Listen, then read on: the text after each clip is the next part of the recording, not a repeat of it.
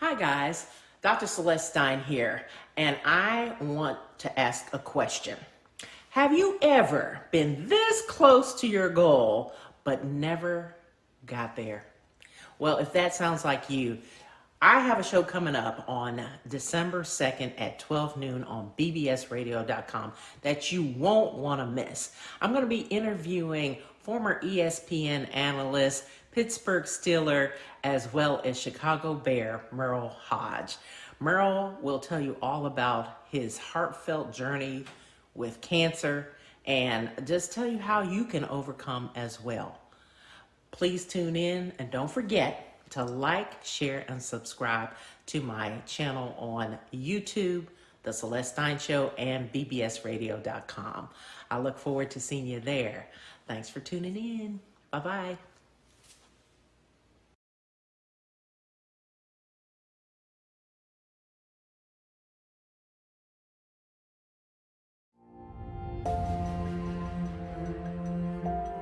When you hear the word success, what do you think of? The definition of success: the accomplishment of an aim or a purpose. I've learned a lot about success when I played in the National Football League. I learned a lot about success in 20 plus years at ESPN. I've actually learned a lot about success on this very platform that I stand right now.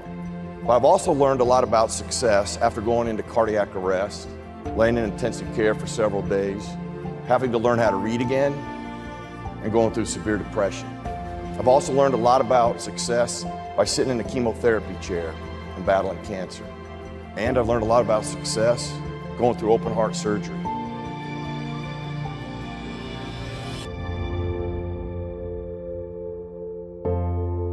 It is the most powerful tool we have. Is our mind. No matter what your journey, no matter what your decision or circumstance, everything starts here. It starts with a thought process. You feed your mind what you're striving for, what you're trying to deal with. You will be shocked at how powerful that becomes. But at some point in your life, I bet you were asked, what do you want to do? What would you like to be? I was 8 years old when I was first asked that. Next time I was asked, I announced proud, so I'm going to play in the National Football League. But I always would hear, put your goals down, write them down, put them up in your bedroom. It's where you start and end your day. As I sat and looked at how playing the National Football League, those words pop into my head. Find a way. It inspired me to take action, do something about my circumstances. Even when I say it today, I get energized by it. Everyone is striving for success, but dealing with deadlines, challenges, and goals of the competition, pressure builds, and people can start pointing fingers, casting blame, and making excuses in their circumstances. However, when we challenge them to do their part, success becomes the standard, not just words.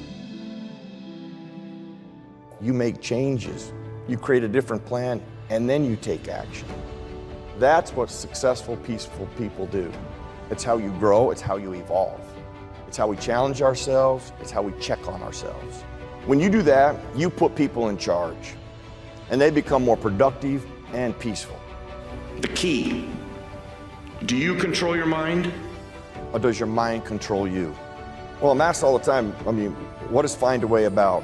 Find a Way has inspired me to take action. It's helped me live a dream and fight to live, and a lot of in between. They still sit on my wall today. There's not a soul sitting in this room right now that can't do that. No matter what your circumstance is, do something about it.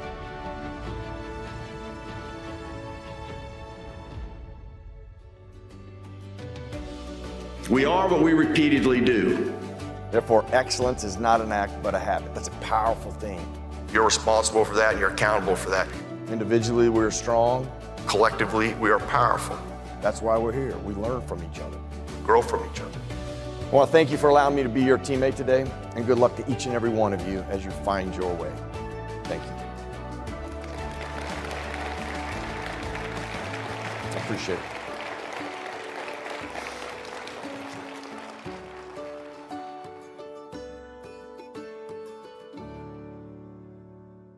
Hello and welcome to the Celeste Stein Show. I'm your host, Dr. Celeste Stein, and here we offer news you can use, self-help topics, and entertainment. I would really, really appreciate it if you would like, subscribe, and share my channels on bbsradio.com and my YouTube channel. We truly appreciate every one of your likes, shares, and subscriptions. Now, today, we're going to be learning a lot about life, getting through some of its biggest hurdles, and finding ways to win when losing isn't an option.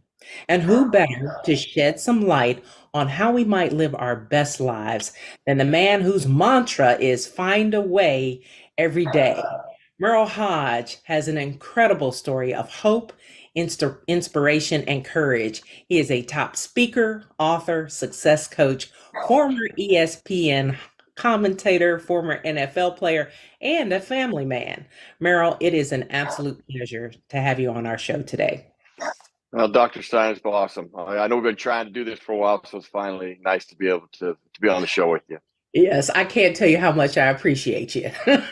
Thank you so much for being no here. problem.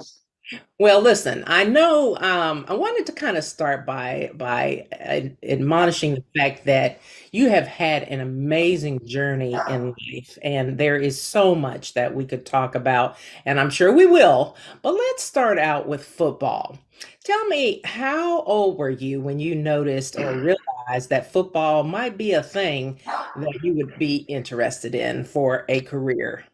Yeah. Well, when I speak, I say I have to paint a picture of an era of when this took place. And when this took place was 1973. And people that are around in 1973 can identify with it. People who don't or weren't around 1973, this helps them. In 1973, not everybody had a television.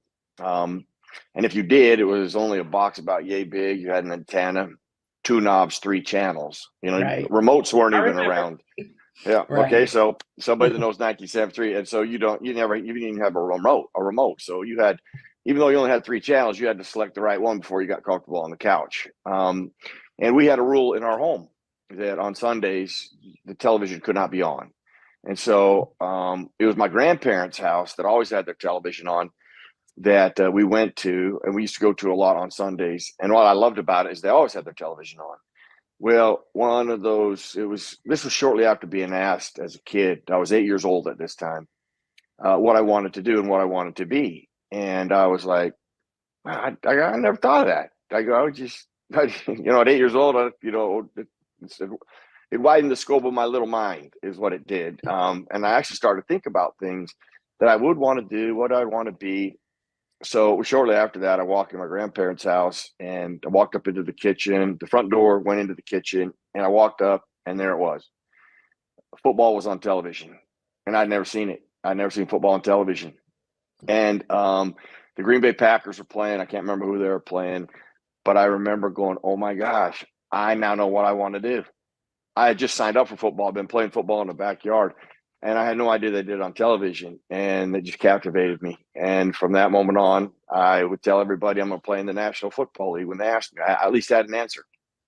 Yeah. Were there any players in particular that really sparked your interest as well, that kind of you thought, wow, that would be a person that I look up to and would like to emulate? Yeah, he ended up being my favorite player, and that was Walter Payton. I tried to, everything Walter Payton said, did, or would do, I would try to, mirror it or find out what I could do to incorporate it to make me a better player. And indirectly, he did a lot of things to inspire me as a young kid, help me as a young kid. But then, ironically, I ended up playing for the Chicago Bears. But when I first got in the league, my second preseason game was against the Chicago Bears, and I got a formally meeting. And that probably was that meeting actually still impacts me to this day. I won't bore you with the story. Oh, I'd love to hear the story. well, because he had done so much for me as a kid, indirectly. I mean, he doesn't know he's doing this. I still have my Chicago Bear lamp sitting over there. I had it sitting next to my bed. I had a Chicago Bear stool. I had it was either Pittsburgh Steelers or the Chicago Bears. My favorite team was the Pittsburgh Steelers. Walter Payton was my favorite player. And I tried to run dirt hills like he ran. I had bought every tape that he had put out to learn more about him. So in my second preseason game, I wanted to meet him. I just wanted to share the things that he had done for me and how he'd impacted me. And it's towards the end of the game, we're getting beat 50-0. So, that's not a good setting to go meet anybody from my perspective. But I didn't come that far not to meet him. And, at the end of a football game or a game period, it's chaos. Everybody goes their different directions. And you clearly know what a team who has just lost 50-0 looks like as they enter the tunnel to go back to their locker room. Their heads are down. It's depression, and the other side is much different. And, because of the chaos, I had actually, I'd lost contact where he was. I saw he was on the sideline with Matt Suey. I was out in the field. I was in the huddle. And so when the play ended, I looked for him and he was gone. So I was like, well, in Soldier Field, the lockers they're next to each other. I was going to go in, drop my stuff off, and walk into their locker room and meet him. I didn't come this far not to meet him. Yeah. But on my way off the field, just something says, hey, look to your left. I looked to my left, and he's walking all by himself. He's wow. on the 50-yard line on the big C for Chicago. Mm. So I went running up to him. And when I ran up to him, I was first taken back by his size. I'm 6'1", 220 pounds. He's 5'10", 205 pounds. Wow. Yeah. And I had built him up to be this massive human being. And in reality, physically, he was not that. Obviously 5'10", 205, and he was pound for pound the greatest player to ever play. I mean, he was put together, don't get me wrong, but I had him built up to be bigger than he was. But I stuck my hand out. I introduced myself. I started sharing with him my Chicago Bear lamp, my stool. I tried to run dirt hills like he did, and all these things. The tape that I heard him speak on, where he wanted it more than anybody else, how that changed my life and my mindset. And I didn't really have a neat way to wrap it up. It's the only time I'm not a big autograph guy. I've never been an autograph guy, but I asked him for an autograph. And, as I think most people know, nobody's carrying a pen with them during the football game, Right. other than you have it stashed like T.O. did by the goalpost. But it's not probably it's not the wisest thing to ask for. I felt kind of dumb at the time. And he just paused for a second, and he said, first of all, he said my name. He said, hey, Merrill, I want to thank you for taking the time to come over here and tell me that. That's the nicest thing anybody has ever told me.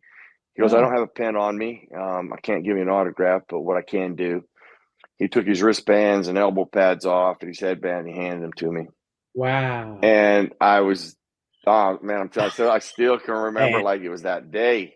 Yeah. And Wow. I left the field like the happiest guy in that stadium, even though we got beat 50-0. And here's what it did for me on that day. He taught me a lesson on how you make people feel. There's value in how you make people feel. And I bet there's not a week that goes by that I don't think about Walter Payton in that setting and what he did for me and how he impacted me. It wasn't just football. It was, about being a human being and other people and the impact that you can have on other people. That is so true. That kind of reminded me too of a story I had. I decided around the same age, 7 or 8, that I wanted to be a news reporter. And even though I was that young, I grew up in Washington, D.C. So I used to watch people like Connie Chung and, Peter Jennings was like my all-time favorite. I don't know if you remember him, but he was like, to me, one of the best. And so by the time I got to grad school, I was working for 2 TV stations covering Capitol Hill for a station in Fargo, North Dakota, as well as Minnesota. And so I used to have to go over to ABC Network to feed my stories.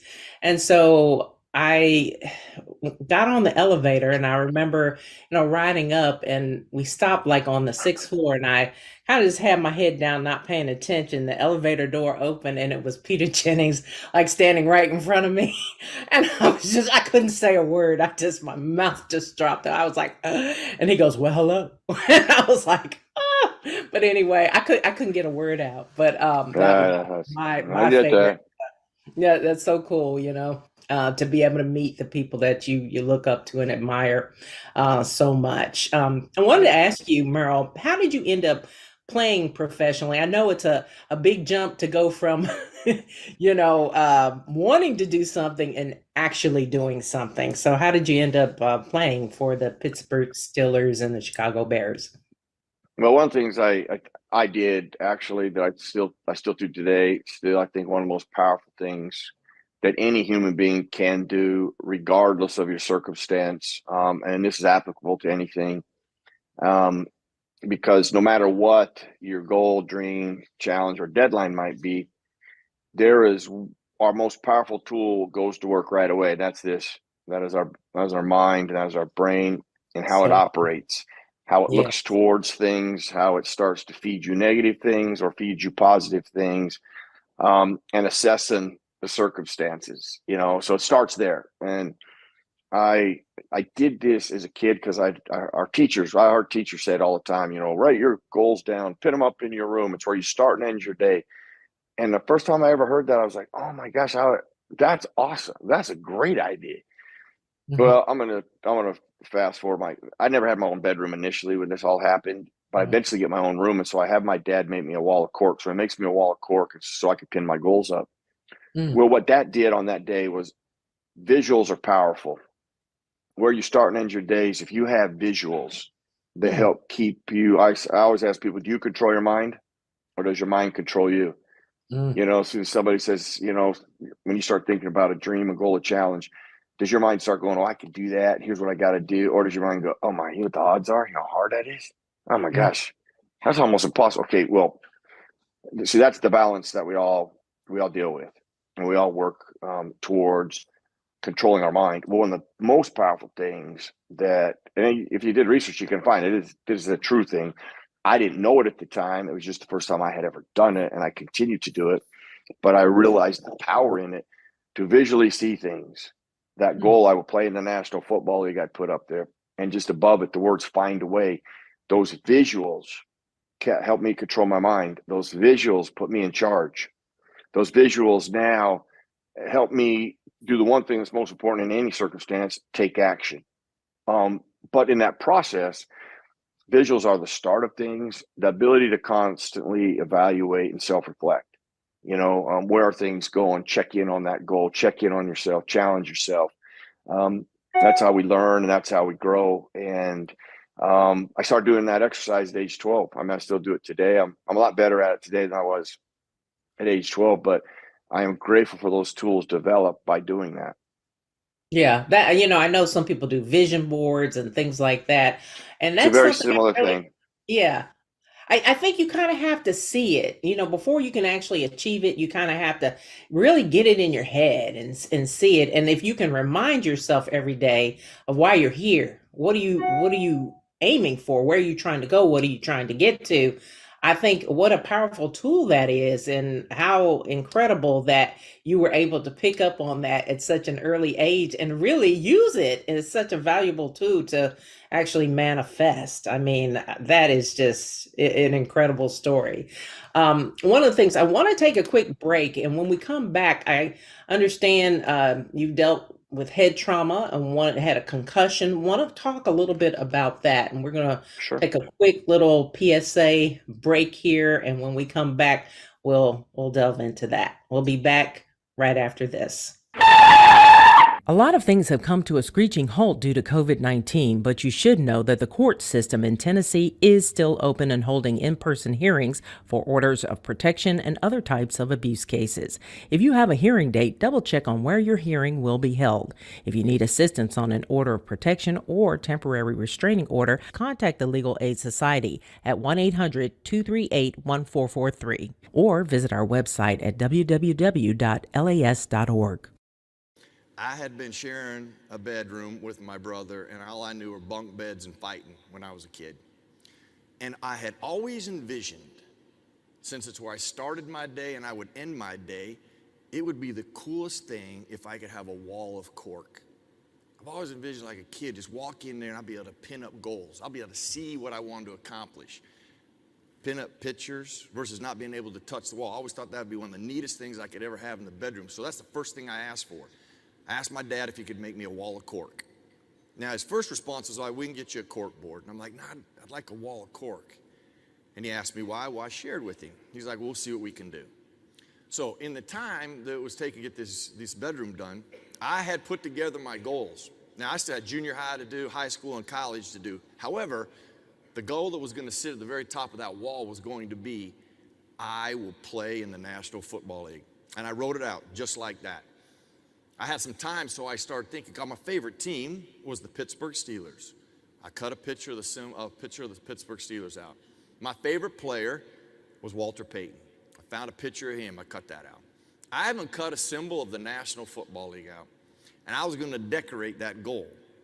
When my room gets done, and I remember walking into it, I'll never forget opening the door, and the wall that I had envisioned being a wall of cork was nothing but a big white sheetrock wall. Well, before I got disappointed, I looked at my bed, and my bed is bumped up to the other wall, and there it is. There's this chair rail, and there's 3 panels of cork. Now, it's not an entire wall, but it's half of a wall. Better than a cork board, not an entire wall, but it was good enough. Well, I hopped up on that bed, and I pinned up, I will play in the National Football League. I pinned up a picture of the Pittsburgh Steelers, Walter Payton, and a symbol of the National Football League. Now, here's where my first moment of truth happened. And the one great thing about being able to share this message, I can always go back to that exact moment. I can almost draw upon those exact feelings I had at that moment. When I pinned that up, I started to think about all the things people had said to me, how hard it was going to be, the odds. I didn't know it at this time, but 0.02% of high school kids ever play in the NFL.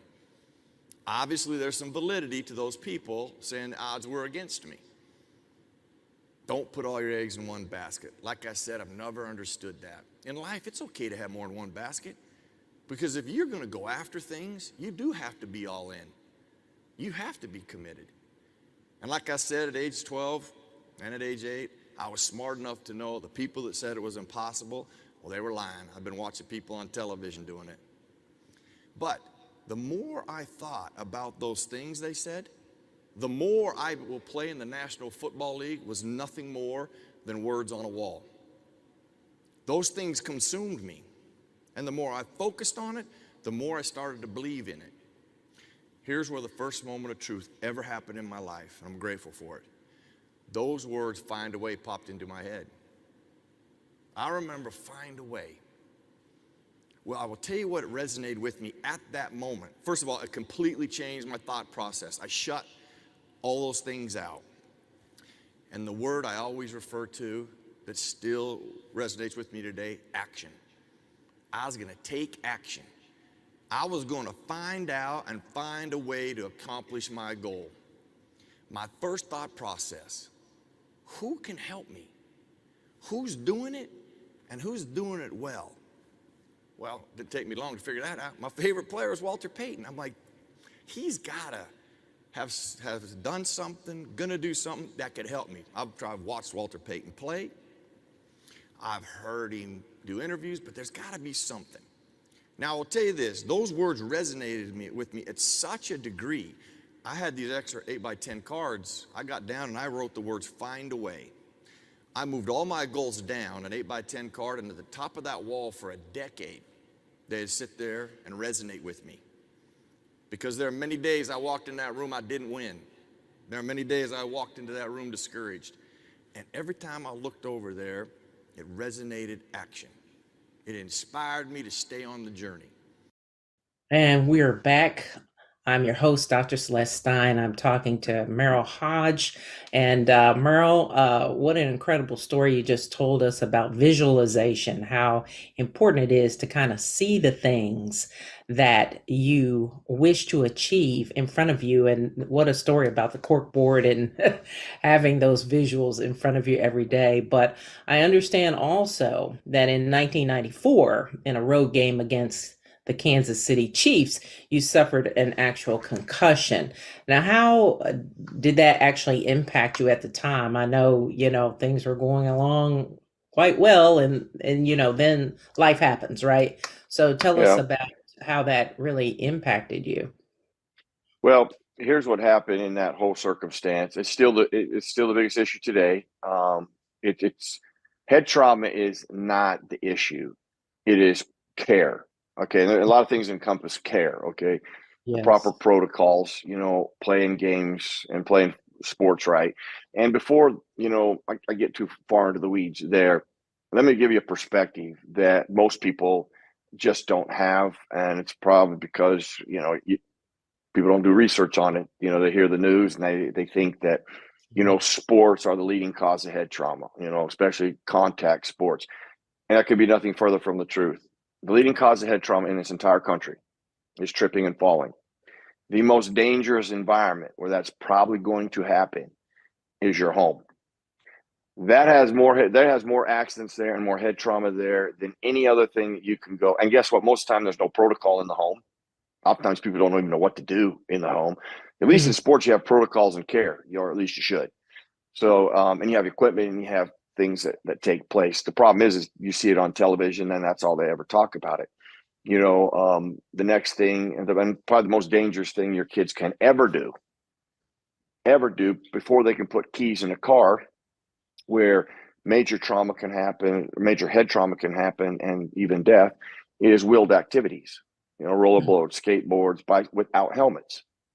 So, and I try to paint that perspective because, so much has been driven about, football and head trauma and all these things that come from it. Well, first of all, a mass majority of what comes from any type of disease is an absolute lie. There's absolutely no scientific evidence about that.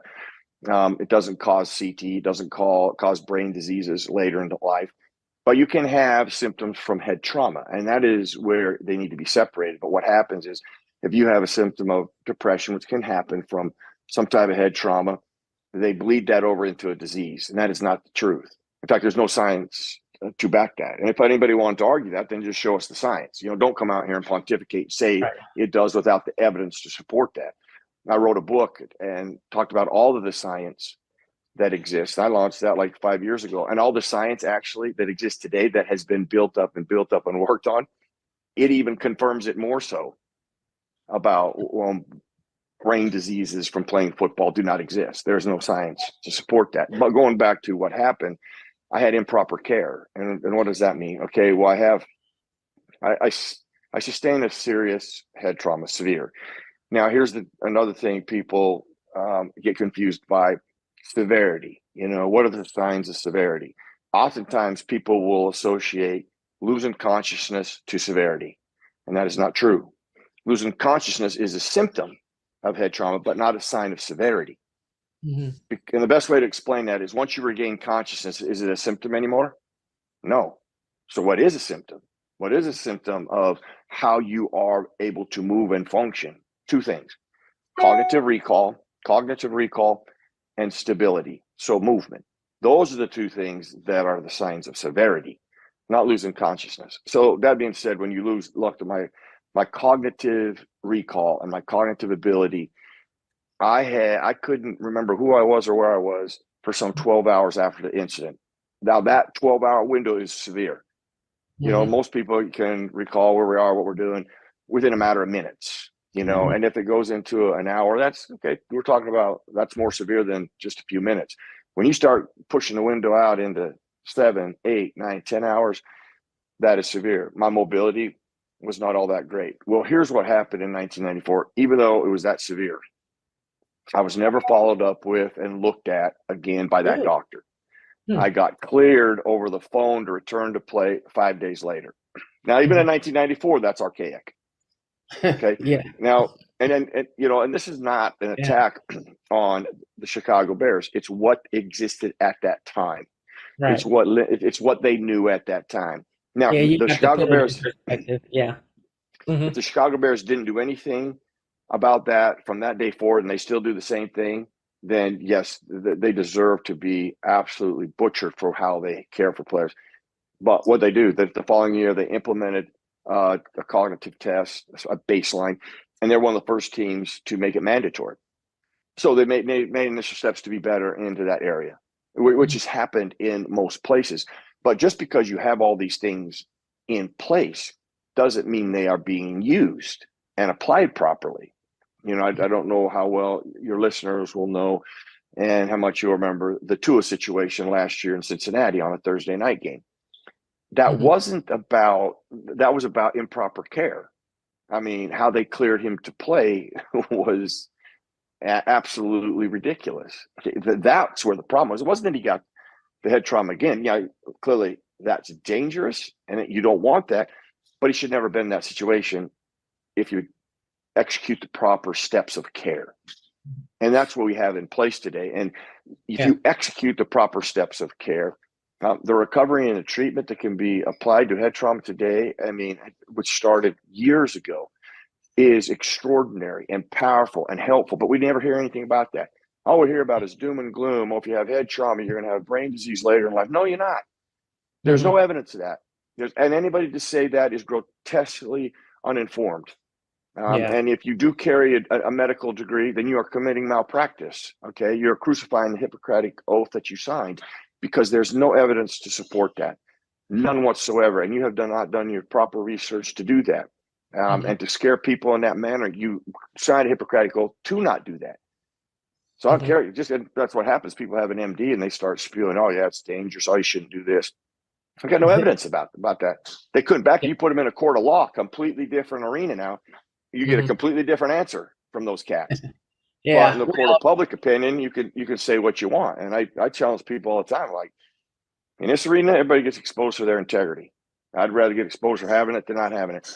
And I have every piece of literature that I just shared with you that I can prove. You know, I talked about the most updated literature. The paper, ironically, is here, just stacks and stacks of it. But it looked at all the scientific research to play in the game today. And is there any risk of brain disease? And there was not one paper that could claim that. Not one scientific paper. And none of the Boston University papers were included because of their low quality and then their inept way of going about science. And since I've written the book, you know, Boston University has been into several court cases, and they've been exposed for changing medical records to fit the narrative of their CTE story. Now that there cannot be anything more deplorable and harmful to people than that when you're doing that. How they're still operating, running, scientists and doctors are still able to function in that arena is disturbing. But those are the actual facts of it. Unfortunately, obviously, I never expected. When you asked me, like, how did that incident affect me? Yeah. Well, I thought I'd clearly be talking about winning a Super Bowl, being a leading, winning games and playing in playoff games and being a leading rusher on your team and doing all those things. I never thought my journey would take me down this road. But sometimes, I think you said it at the very beginning, you know, life happens, we get a curve thrown at us, and it's, you know, can we hit the curve? You know, do we stay in that box and hit the curve and do something with it? And once I started to understand it's about care and just the nasty narrative that has been created that is a lie, there's one of two things you could do. You can either do nothing, which I think is actually worse than the people doing it, because you actually know the truth and you can do something about it, and you choose not to, or you do something about it. And I'm never going to stop not doing something about it. One thing, as you were talking, I know it reminded me that I read that you went back to playing shortly after the first injury. And I wanted to know, did you note that something wasn't quite right, or did you feel like you were fine? I mean, how did you realize, hey, wait a minute, something's not right here? Well, Dr. Stein, here's what, listen, back then, nobody gave you, hey, do you have a headache? They didn't outline all these symptoms you need to be aware of and look up. Right. They didn't even have a baseline cognitive test that I could retake to see how I was. The Steelers did, but I wasn't in Pittsburgh at the time. The Steelers initiated this. They're the first time in the history of the world of sports to ever do it. Nobody else in the entire planet had ever done it till they did it in 1991. And I was part of the group of the first players to ever do that. But I get to Chicago, and that is not part of the program. So I didn't get to redo my test. I didn't have any tools that said, hey, do you have A? Do you have B? Do you have C? We need to know that, because we can't give you a test to know that. Like, do you have a headache? Which I did have a headache. You know, when the doctor asked me how I was feeling, I did have a headache. But nobody had ever told me that that's a symptom that you need to share. He didn't even ask, "Do you have a headache?" He just said, "How do you feel?" And this, Right. I got to remember, I got to go back into this is 1994. You know, what information did we knew? How educated were we? So what happens is you have all this education today, and you're like, well, how could you do that in 1994? Because it wasn't educated. We weren't educated like that in 1994. Okay, that's like some 30 years later, you know, that took place. So, Right. but I told him I felt fine, and so what he did is he cleared me to play. But even in 1994, a person with my symptoms, the initial symptoms of that Kansas City game, you deserved a physical look at the guy. You know, to Mhm. do it over the phone is still, even in 1994, people would say that's the most archaic thing they ever heard. You know, that I still deserved the doctor to come see me physically. And Mhm. probably had he laid eyes on me, he would have went like, "Oh, geez, you don't. Nah, I can see you're not ready to play." But I returned to play too soon, and then I sustained another one. I went into cardiac arrest. I was in intensive care for days. I had to learn how to read again. My career was ended.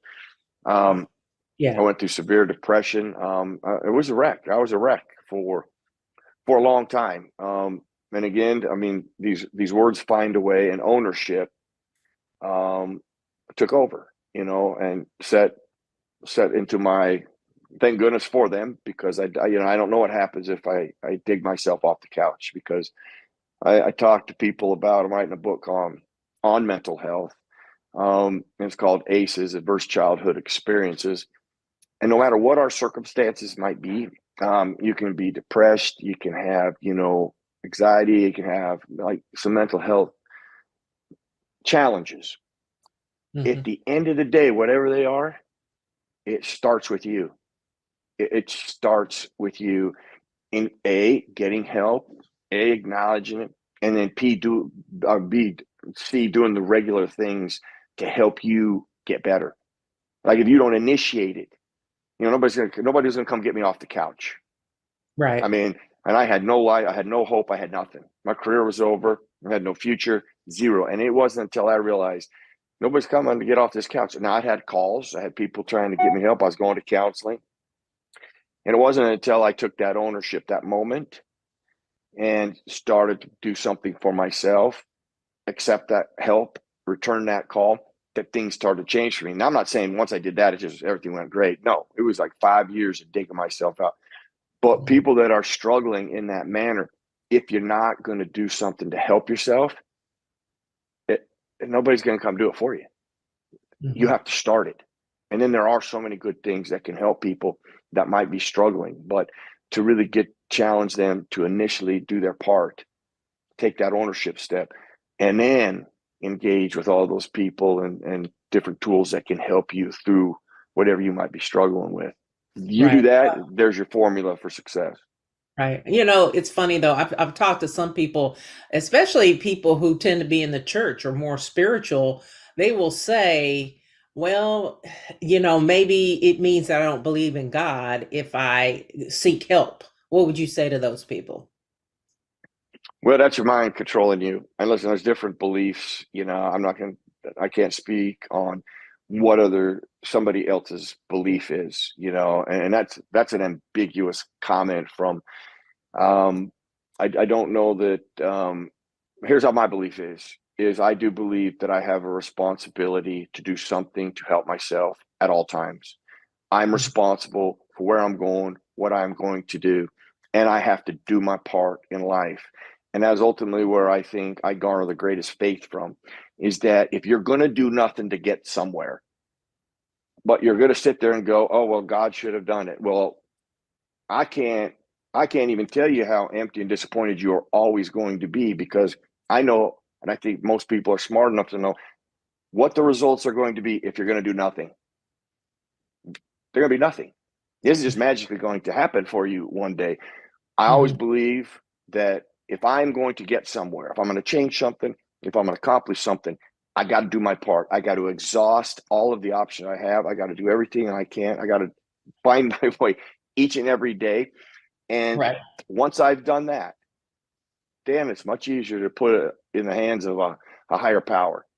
Right. And then And wherever that might preparation has end to up, meet opportunity, doesn't it? I mean, yeah. you And can't I do just, nothing and yeah, I expect just, something to effectively change, So Right. what a good point.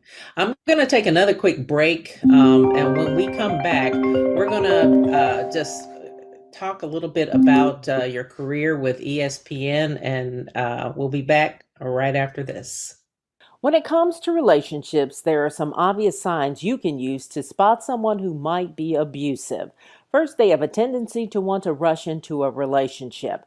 They may also show signs of jealousy and mistrust, and you could find they expect you to be perfect and will try to cut you off from other important relationships. They could also be abusive towards animals and children. To learn more about the signs of dangerous individuals and how you can identify and avoid unhealthy relationships, contact the Legal Aid Society at 1-800-238-1443. And we're back in the studio with Merrill Hodge, and wanted to also ask you about your work as a sports analyst for ESPN. So tell me, how did that come about, Merrill? Um, that's it. Actually, I fell into that one too. I never thought I'd be a broadcaster. I never went out to be a broadcaster. Um, but there was Chuck Noll used to have a saying he would use a lot. He goes, "Hey man, football's not your life's work. There's going to be something you do beyond this that's your life's work. You're going to do a lot longer than playing football. I don't care how long you play." And he would challenge us all to go back, get our education, or work on another platform to help us with the transition. And he also would say, I want you to use this stage. You got a platform most never get. Just don't abuse it. And what he meant by that was, if somebody offers you something, meet them halfway. Don't act like they owe you everything. They're going to give you a chance. Do your part. Well, it's a long story, but I got asked to do this radio show that I had been doing for another station, but I've been doing it for free, and this station was going to pay me. And they had one stipulation. I had to actually go into the studio. Now, and I had to go in on a Monday at 6 a.m. This is after a game. The last thing I want to do is get up an extra hour early and go to a radio station and do a show before I got to go to the stadium. But I remember him thinking or saying, you know what, don't abuse it. Use it, don't abuse it. Do your part. And I was like, well, all right. I signed off and I said, I'll show up. Now, I never been into a studio. I didn't even know what to expect. And when they opened the door to the studio, it just captivated me. I just sucked me in. I was like, oh, I saw microphones. I saw cameras. I was like, oh my gosh, I love this. Right. And that sparked my broadcasting career is getting, like when I went to Chicago, part of my deal, I did the CBS post-game show. I had a 2-hour radio show on Monday Night Football at Walter Payton's restaurant. So, part of my deal in Chicago was working on my broadcasting. And then thank goodness I had, planted some seeds and developed some relationships in that process of those, some almost 10 years in the league that I go back to, in my most depressed state, nobody came and offered me a job laying on a couch.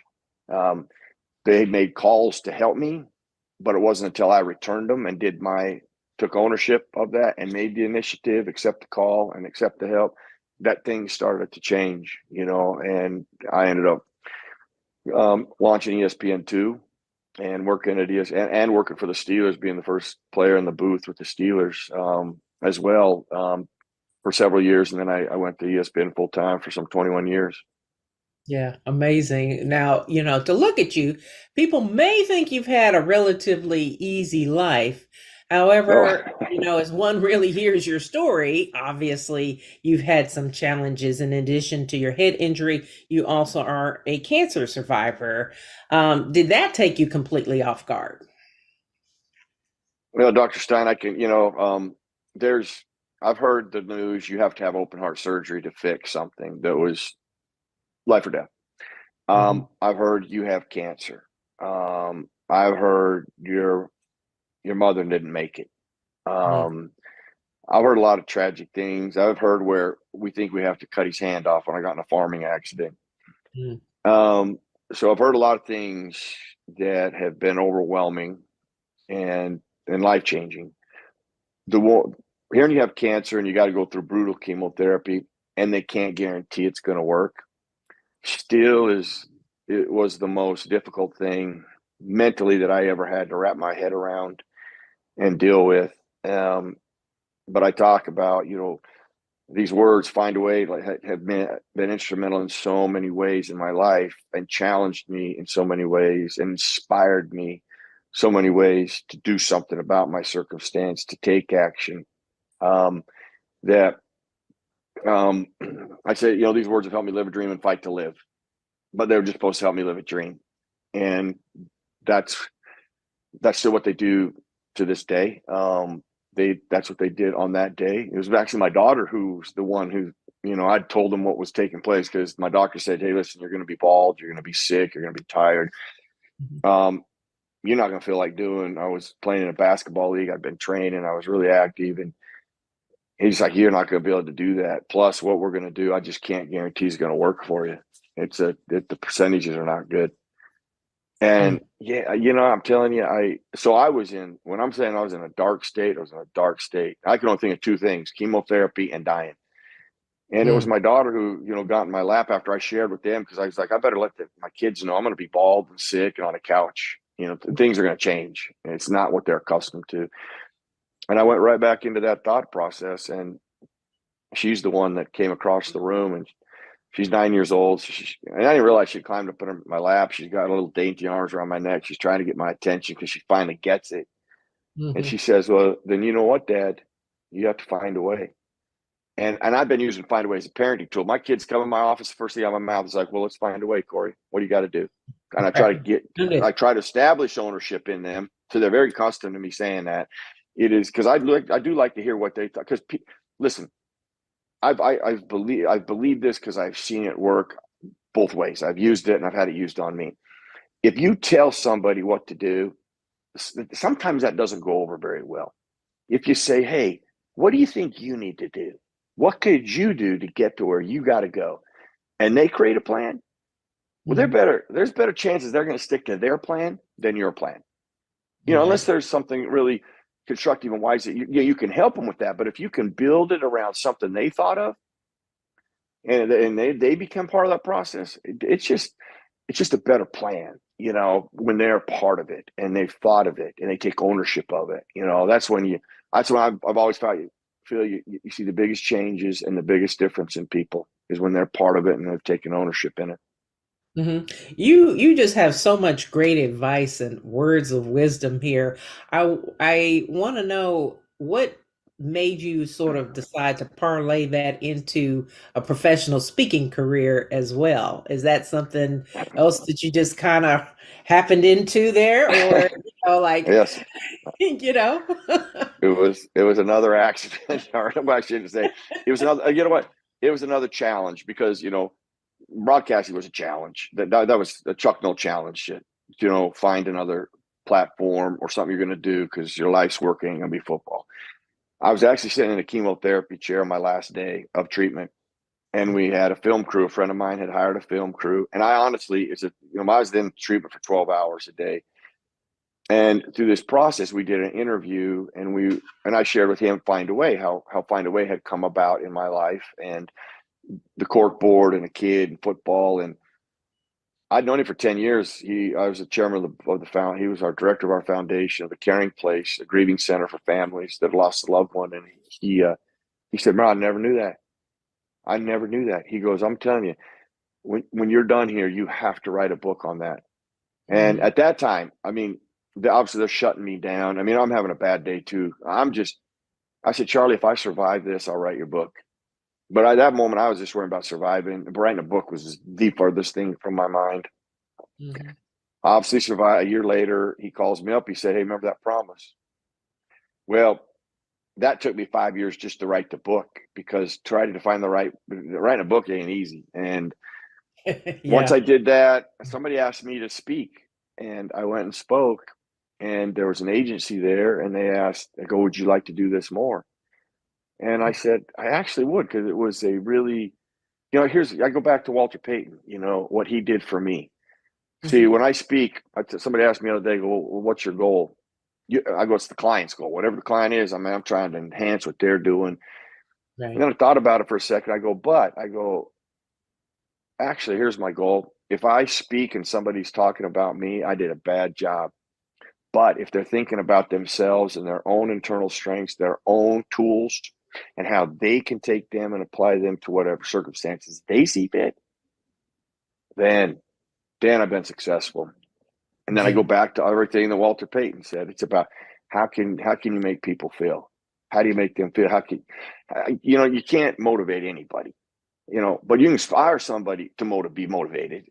You got, and Yeah. that's what I loved about speaking I'm a product of so many people, and to be able to share those and maybe spark something that somebody needs, or give them something that they're like, oh, I never thought of that, or wow, I can use that, or I need that. And that's Mhm. how it's been in my life. I'm like, oh, Walter Payton said that. I'm like, I can do that. Heard Chuck will do that. I'm like, I'm going to do that. Just so many things like that I've been lucky to hear and be around, and love to share them.